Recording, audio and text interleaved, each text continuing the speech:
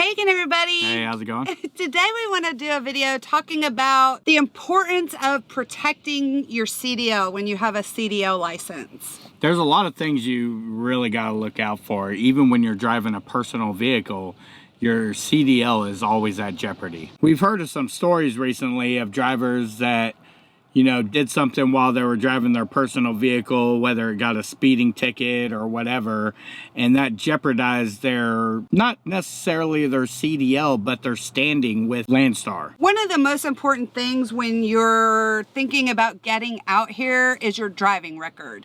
Carriers are going to look at your driving record. If you've had any type of a preventable accident, a ticket, anything like that within the last 3 years, depending on the infraction, it can disqualify you from some carriers. So that's really important to know. We've had some people that wanted to get with a certain carrier and come to find out they had some things on their record that prevented them from going with that carrier. The carrier said, no, sorry, we can't take you because of your driving record. Right. It's equally important once you get out here and you do have a CDL, like Jason said, things that you do in your personal vehicle can affect your CDL standing. For instance, if we're home driving our personal truck, we get a speeding ticket over 15 miles an hour, we're done. That affects our CDL. Well, Landstar terminates us or cancels our contract, and most likely most of the top tier type of carriers are not hiring us on. Now, we could always go drive for one of the smaller companies, you know, something like that, but that is not what we got into Expediting to do. You know, we wanted to always drive for the top best, do the top freight. So it can seriously jeopardize your career.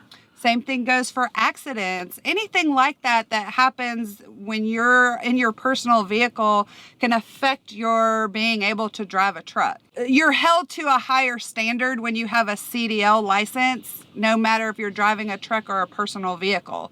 There's so many things that we have to do as CDL holders, and it's just really important to know that, because I think some people don't realize that they think that, oh, I'm home, I'm on home time, I'm in my personal vehicle, I can do whatever I want, you know. If I get a ticket, it's not going to affect anything, but it really does. So we wanted to bring that up and make people aware of it that maybe aren't aware of it. And, you know, if some of you other drivers out here, I know there's people that have CDLs way longer than we have any input on that, you know, please leave it down in the comments to help people. Out here on the road, we see just some dumb driving in tractor trailers, people driving trucks far too dangerously than they should. And I always wonder how long they're going to have their CDL or job. You know, if they keep driving like that, how long before they lose their license or lose their job or destroy their company's safety rating or kill somebody, you know? It's just really crazy. And honestly, as CDL holders, and we should really be driving in any vehicle we drive, you know, as safe as possible. Yeah, it is amazing how many CDL drivers or truck drivers that you see driving dangerously or crazy out here. It's not just the four-wheelers driving crazy. Some truck drivers do. They won't be in the business long. Yeah. But another thing to mention, and I think Jason may have talked about this before, but if you are stopped or have an accident, whether it's in your CDL truck or your personal vehicle, if an officer is going to give you a warning or a ticket, take the ticket. Yeah, if a cop comes up and says, hey, I'm gonna cut you a break, I'm gonna give you a warning on this, tell him, you are not giving me a break. This goes on my CDL no matter what. If you have to give me something, give me a ticket, because a warning you cannot fight in court. It goes on your record. It still goes on your record as a warning, but it's on your record. At least if you get a ticket, you at least have your day in court and you can fight it. Yeah, or get it reduced, or, you know, you have a better chance or outcome of maybe it not going on your record versus a warning that is going to go on your record. Because no matter what, if you're stopped and you get a warning or a ticket, you have to let your carrier know that. You do. Yeah, you have to let them know. Now, they'll always want to know on a ticket, they'll want to know the outcome of it once you take it to court. But you still have to let your carrier know that you got a ticket. You have to let them know that, because if that comes up later during their checks or whatever they do, and you didn't mention it, you can definitely get in trouble. Probably lose your contract or job with them. So absolutely, you're not always gonna win in court. You may have to take the ticket, but at least having your chance to fight it, get it reduced, or because before we got started, I had gotten a ticket for 12 miles an hour over the speed limit. I went to court. I hired a lawyer. It was like $200 or something, or $100. I went to court my day of, and I pleaded with the judge. I said, hey, I'm here. I'm ready to pay a fine. I'm ready to pay a ticket. I recently got my CDL. I'm trying to get a job as a truck driver, but as you know, we are not allowed to have deferred or any of that, and I understand. But if I have a ticket on my record showing 12 miles an hour over the speed limit, chances are not many companies are going to hire me. So they reduced it. They reduced it down to, I think it was 8 miles an hour over the speed limit. Gave me my fine. I paid my ticket right then and there.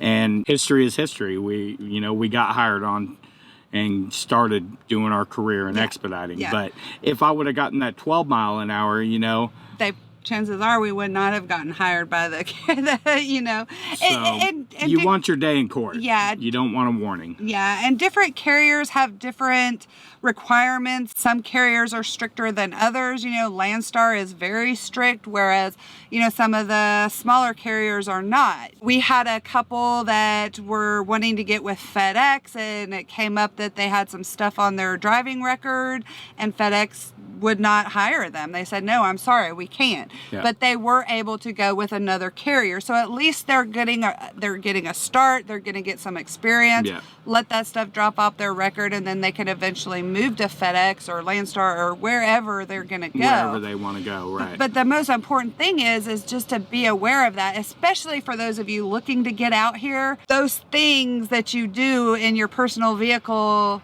even before you have a CDL, can affect the job you can get when you get out here. The number one most best way to protect your CDL is to have a dash cam. Yeah, absolutely. And accidents, or it's not going to so much protect you against a speeding ticket, but if there is an accident, if a car cuts you off or a car hits you, the very first person they're going to blame is the truck driver. Absolutely. No matter what. That's just a fact. Everybody always goes after the truck drivers. It's always the truck driver's fault. It's like we have to prove ourselves innocent. Yeah. And really having do. a dash cam or a camera system can really save your butt in that instance, Yeah, and there's so many options out there nowadays. You can pick up a cheapy dash cam. We did a review on one, Anchor Rove, or it's been a while ago. ROAV dash cam. I ended up giving that to Living Loving Expediting, and they're still using it to this day. And that was like, gosh, a year, 2 years ago, Probably, a year ago, and the thing's still going. And it was a cheap dash cam. It went for $60. We have a real expensive one. I think ours was like $400. So, and a lot of people ask what we have. It's a ThinkWare. I'll leave a link down in the description of what dash cam we have, but we've had it for a couple of years now and no problem. Yeah, and it runs all the time. When we're parked at the truck stop, it's running, because I would like to, at least having it up there, if I catch a truck hit and run somebody in the parking lot, I got dash cam footage of it. Yeah.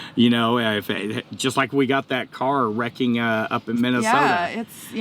So they can be very handy. Yeah. And it can really protect you and prove your innocence in an accident. Right. Because there could be an accident, and you could have a bystander that pulls off to give their eyewitness account to the officer, and maybe they've seen it from a different angle and they're blaming the truck and not the car, and it actually wasn't your fault, and you have the dash cam to prove it. Yep. Dash cam is not going to lie what happened. It's going to show what happened.